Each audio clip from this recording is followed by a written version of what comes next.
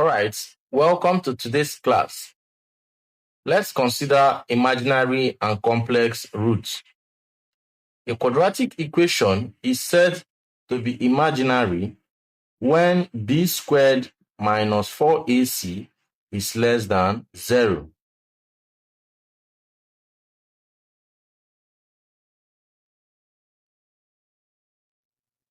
Now let's take an example.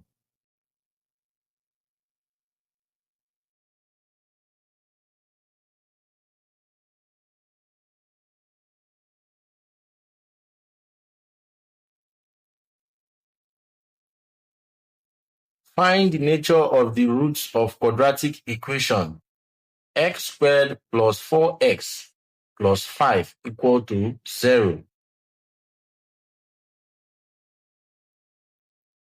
Our first task here is to identify the given parameters. A, which is the coefficient of x squared, is equal to what? From the question, A is equal to 1.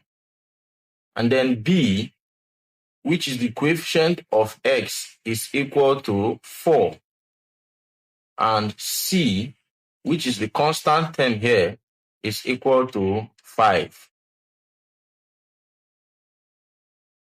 Now let's substitute into the equation b squared minus 4ac.